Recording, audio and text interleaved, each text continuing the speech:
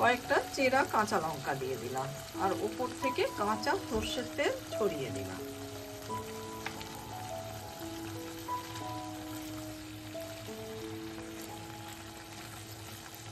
রান্নাটা পুরোপুরি হয়ে গেছে। বন্ধুরা, আপনারা সবাই কেমন আছেন? আজকে আমাদের রেসিপি চিংড়ি মাছ দিয়ে শিমের একটা নতুন ধরনের রান্না। সঙ্গে থাকুন দেখার জন্য। যদি ভালো লাগে তাহলে বাড়িতে একবার এইভাবে করবেন আর আমায় লিখে জানাবেন কেমন হয়েছে খেতে। শিমগুলোকে পরিষ্কার করে ধুয়ে নিয়েছি। এবার শিমগুলোকে আমরা কেটে নেব। প্রথমেই শিমের যে সুতোটা আছে সেটাকে বের করে নেব।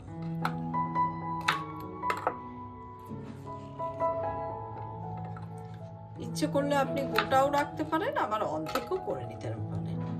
আমি অর্ধেক করে কেটে নিচ্ছি।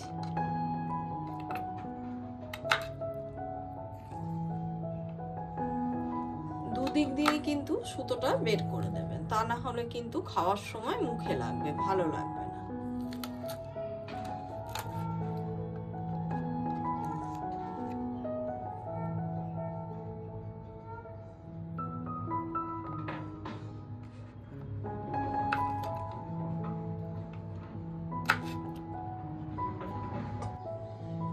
সর্ষের তেল ঢেলে নিলাম।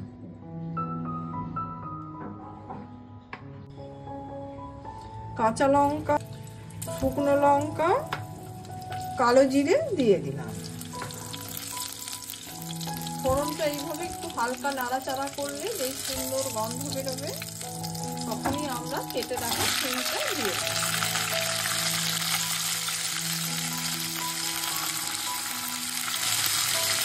শিমটাকে কিন্তু একটু ভেজে নিতে হবে, তা না হলে কিন্তু গন্ধ ছাড়বে।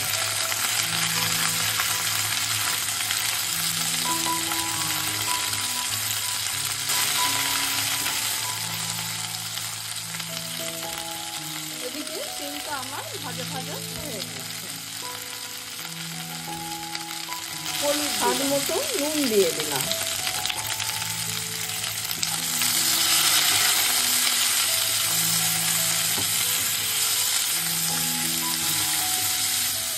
এবার আমি সর্ষে পোস্ত বাটা দিয়ে দিচ্ছি, সেই সঙ্গে অল্প জল দিয়ে দিচ্ছি।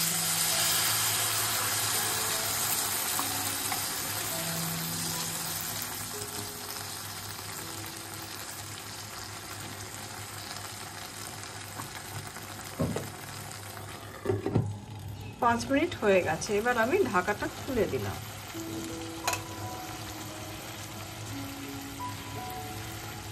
এবার হালকা হাতে নাড়াচাড়া করে ওপর নিচে করে দিচ্ছি। আপনি যদি নিরামিষ খেতে চান সেক্ষেত্রে এখানেই কিন্তু রান্নাটা শেষ হয়ে যাবে। আর যদি আপনি একটু আমিষ খেতে চান সেক্ষেত্রে আমি আগে থেকে নুন হলুদ দিয়ে সেদ্ধ করে রাখা চিংড়ি মাছ মিশিয়ে দিচ্ছি। এর জন্য স্বাদটা কিন্তু অনেক বেশি ভালো হয়।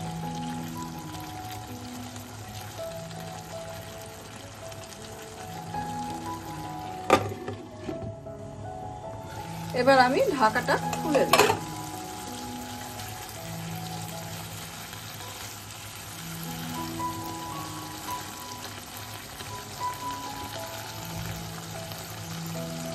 কয়েকটা চেরা কাঁচা লঙ্কা দিয়ে দিলাম আর উপর থেকে কাঁচা সর্ষের তেল ছড়িয়ে দিলাম।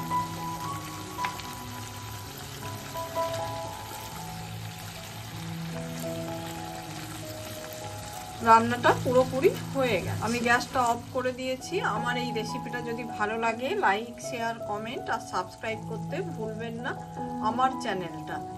এই রান্নাটা যে কোনো দিন সাদা ভাতেও খেতে পারেন, এছাড়া আপনার যদি মনে হয় রাত্রে রুটি পরোটা দিয়েও খেতে পারেন। নতুন নতুন রান্নার রেসিপি যদি দেখতে চান তাহলে আমার চ্যানেলটা অতি অবশ্যই সাবস্ক্রাইব করবেন আর আমার পাশে থাকবেন।